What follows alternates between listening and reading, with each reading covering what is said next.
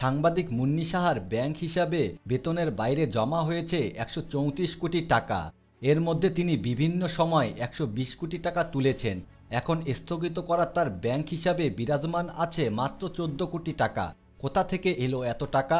বিষয়টি নিয়ে গত দুদিন ধরে গণমাধ্যম এবং সামাজিক যোগাযোগ মাধ্যম সহ সবখানেই চলছে আলোচনা ও সমালোচনা। অবশেষে এ নিয়ে মুখ খুললেন সাংবাদিক মুন্নি সাহা। তিনি তার ভেরিফাইড ফেসবুক পোস্টে লিখেন, আজ দেশের অনেকগুলো নিউজ পোর্টাল এবং দৈনিকে আমার অ্যাকাউন্টে কত টাকা তা নিয়ে কিছু মিসলিডিং হেডলাইন দেখে বিস্মিত হয়েছি। অনেকেই আমার অ্যাকাউন্টে ১৩৪ কোটি টাকা এমন ফটোকার্ড বানিয়ে ক্লিক নিচ্ছেন, যেখানে রিপোর্টে পরিষ্কার করে লিখেছেন মুন্নি সাহার স্বামীর বিজনেস অ্যাকাউন্ট MS প্রমোশনের লেনদেনের কথা।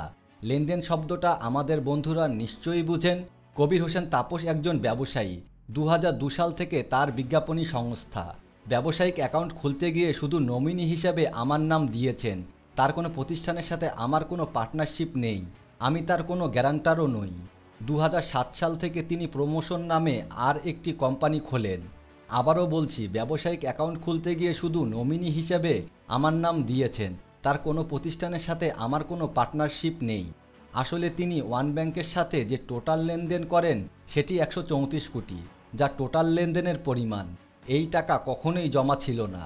বাংলাদেশের বাস্তবতায় একটি বিজ্ঞাপনী সংস্থার এই দীর্ঘ সময়ে লেনদেন মানে ট্রানজ্যাকশন মাত্র ১৩৪ কোটি টাকা। ব্যবসায়ী হিসেবেও খুব সফল বলা যায় না। পোস্টের শেষে মুন্নি সাহা সাংবাদিকদের উদ্দেশ্য করে লিখেন, যারা ভুল ফটোকাট করে মুন্নি সাহার অ্যাকাউন্টে ১৩৪ কোটি টাকা লিখলেন, তাদের প্রতি দোয়া রইল, যেন তারা বিভ্রান্তিমূলক হেডলাইন সাংবাদিকতা থেকে নিয়মের সাংবাদিকতা সম্মানের সাথে চর্চা করতে পারেন।